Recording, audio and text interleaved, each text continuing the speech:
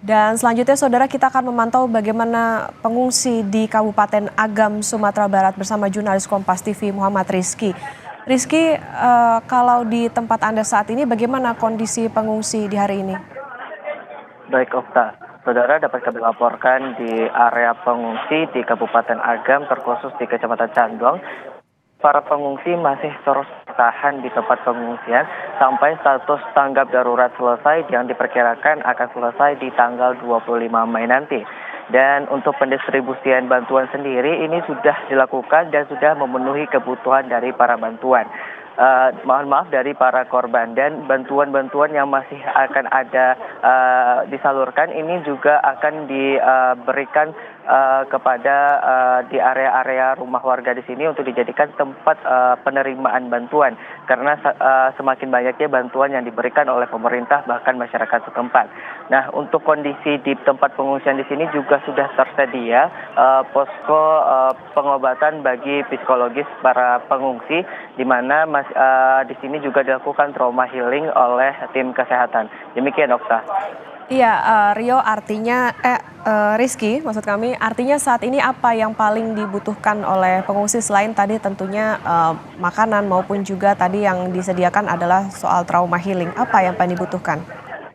Ya, di sini salah satu warga mengatakan yang paling dibutuhkan saat ini adalah bantuan berupa dana, di mana mereka saat sekarang untuk kebutuhan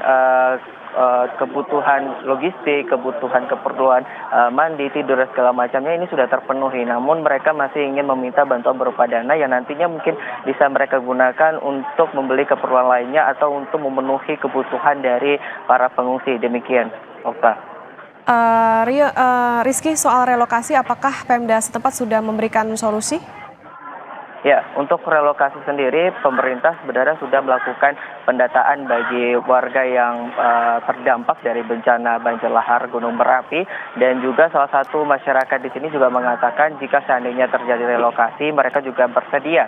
Jika seandainya rumah yang mereka tempati sebelumnya ini masih dalam status bahaya untuk ditempati, mereka bersedia untuk direlokasi.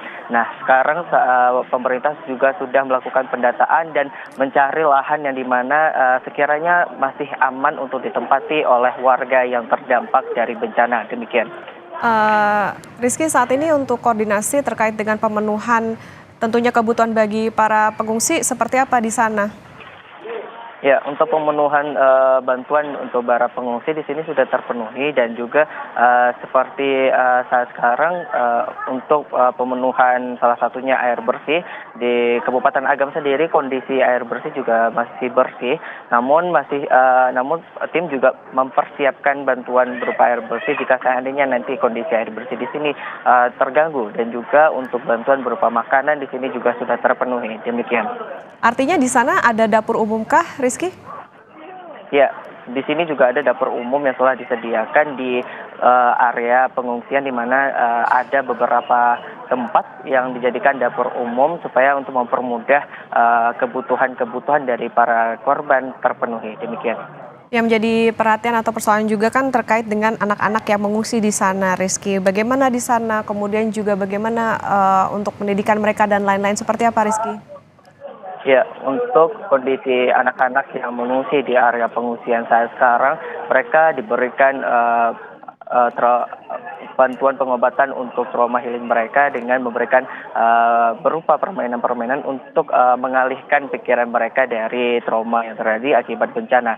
Namun untuk pendidikan saat sekarang ini masih dalam konfirmasi dari pemerintah, masih belum pasti apakah pendidikan ini akan dilanjutkan oleh pemerintah, dan belum pasti ditentukan kapan akan dilanjutkan pendidikan bagi anak-anak yang terdampak bencana. Demikian. Rizky, adakah kesulitan ataupun tantangan dalam distribusi bantuan di lokasi Anda saat ini di Kabupaten Agam? Ya, tentu saja ada kesulitan yang akan dilakukan untuk melakukan pendistribusian bantuan, di mana pendistribusian bantuan sendiri ini dilakukan dengan menggunakan jalur darat, dan pada saat berada di tempat lokasi di sini masih banyak sekali kendaraan-kendaraan yang memenuhi area tempat pengungsian, dan ini sedikit menjadi tantangan bagi hambatan juga menjadi untuk pendistribusian bantuan. Demikian. Baik, Artinya saat ini distribusi bantuan ini juga terus diupayakan meskipun medan di sana juga cukup berat, kemudian juga disediakan tentunya untuk pengobatan dari segi psikologis dengan trauma healing terutama bagi anak-anak dan juga kebutuhan-kebutuhan lain tentunya dipenuhi, salah satunya soal ketersediaan dari air bersih maupun juga logistik. Terima kasih jurnalis Kompas TV Muhammad Rizky melaporkan dari Kabupaten Agam, Sumatera Barat.